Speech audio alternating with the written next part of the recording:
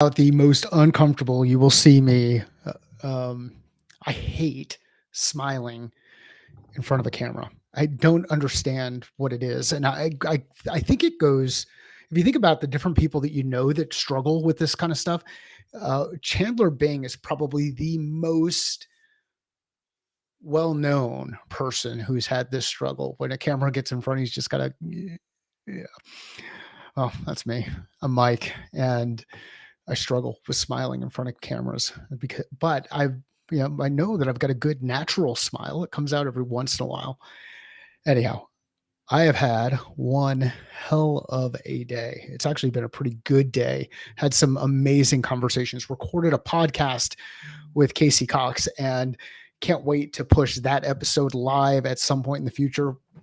One of the cool things we've got going on right now is we are so far ahead in content development that I've got 6 episodes that are in the can, just ready to go once we add show notes. And I've got another 6 more that I'm going to send out to Jody here in the next little bit once I've recorded some intros. And the thing I am wrestling with is, do I just start pushing that content live as soon as I have it?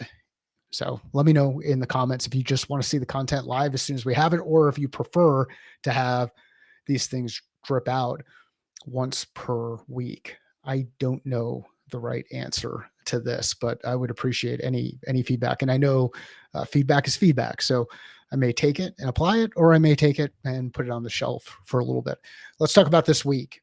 So I have got to go to the original quote for the week just to remember where we started. And this week's focus was on enablement. And I put a post out there on Sunday about how I am an enabler. And when I grew up, I'm still growing up. I don't know what I want to be when I grow up. But when I as a kid, I remember when we would talk about being an enabler, it was considered a bad thing because in a lot of instances, you were enabling bad behavior. You might be enabling some type of an addiction, or you might be enabling some type of negative activity. But this enabler role was looked at as a bad thing. Now we're in this position where people started talking about things like sales enablement a number of years back, and Connor and I put together with James Potts leading it, sales enablement team way back in the day. And that was about, that must have been like 8 or 9 years ago. Anyhow, fast forward to where we are today, and revenue enablement is getting a lot of attention. And I'm excited about revenue enablement because I think it's important for us to understand there are multiple components to this revenue engine that we're all out there building. And I'm going to speak very directly to some of you. Some of you are overly focused on the aspect of the engine that you're responsible for. And when you get overly focused on the aspect of the engine that you're responsible for, you lose sight of the other things that are happening in the engine around you. Now, you should trust that your team is going to do work, but you also need to have feedback loops between those segments of the engine so that everything's in alignment. And we're talking about marketing here, and we're talking about sales, and we're talking about customer success, and we're talking about product, and we're talking about bringing all of these things together to enable the business to operate effectively. And one of the other pieces that a lot of us miss, even though Gartner did some really cool stuff about this a while back, where they had that buyer enablement piece where there were so many different levels and it looked like the most complex thing in the world. And you think, wow, how do decisions actually get made inside large organizations? Or, heck, there's a lot of complexity, but if you understand the components, who cares about the problem? Well, one, what problem does the problem exist? Who cares about that problem? Who's impacted by it? Some of this stuff that's up on the board, which all gets into account planning. Anyhow, I am rambling on because it is the latest in the day version of this, and I have got to double check to see where I have any, where I have some notes on things. So bear with me. Nothing like a little bit of silence. I don't see any comments popping up. So if you're on here and you've got my cell phone number and you are sending comments and I'm not seeing them, please tell me. Tell me via text. That will help me out a lot. And that is not one of those. That just happens to be a meeting that's going to be coming up a little bit later. This makes for amazing television. I'm losing everybody at this point in time. This will be good for when I go back in and do some of the comments. So when we go through and we look at some just the um, bear with me just a moment here. Again, sorry for this TV. Here we go. The quote: "Involve me and I learn. Tell me and I forget. Or tell me and I forget. Teach me and I remember. Involve me and I learn." And that comes from Benjamin Franklin. Yes, the guy who suggested that our national bird should be a turkey. Um, yeah, a turkey. Can you imagine that? Make Thanksgiving dinners a little bit interesting if every Thanksgiving we sacrifice the national bird. I think we did a better job with the eagle, but Ben Franklin, tell me and I forget, teach me and I remember, involve me and I learn. And the reason this is a powerful quote for me is if you're involving people in the process, you create opportunities for that to enable them to get better at the thing that they're working through. On Tuesday, I highlighted an enablement gap. So there's an enablement gap. This gap creates waste of resources, time, energy, and information. And it's getting worse. Teams are distracted, priorities are shifting, and waste is increasing. We see this inside our organizations. How many times, Mike Hook posted this on Twitter earlier today. He said, if we all know what we should be doing, how come we're not doing it? And I responded back and I said, distraction, um,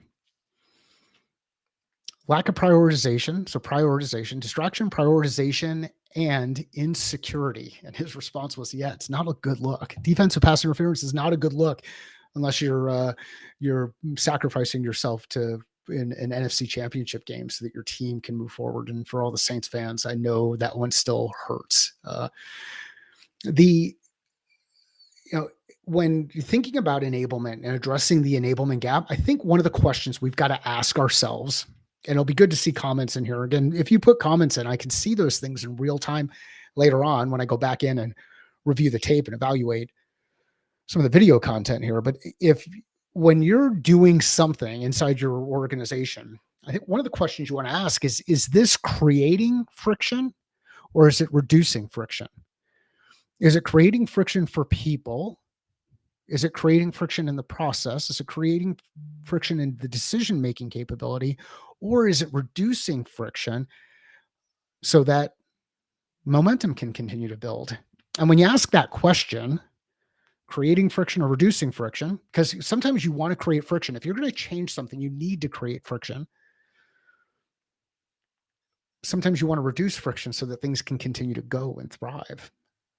If you're not doing the work or putting things into practice with intention, and you might be creating more problems and creating those situations like Mike Hook mentioned, where, hey, we know what to do, but we don't do it. Now, on Thursday, so I missed Wednesday. Thursday, I did a combination. It wasn't really a combination of things, but it was. I did a whiteboard Wednesday on a Thursday, and the title here was "Stop Complicating Enablement. Start looking or finding those power up opportunities." And this is one of those. When you read this post, you're going to say, "Holy crap! I cannot believe that I didn't think about it this way. I didn't think about." Where are some of those power up opportunities that I look for when I'm playing Mario Kart, or that I needed the battery to move when I was playing with my Hot Wheels, or whatever those things are? How can I strategically place some power up opportunities so that we can help people break through the challenges that they're running into? That's enablement. That's enablement. It doesn't just have to be about putting together some slides. How many times have you ever been powered up based on a bunch of slides?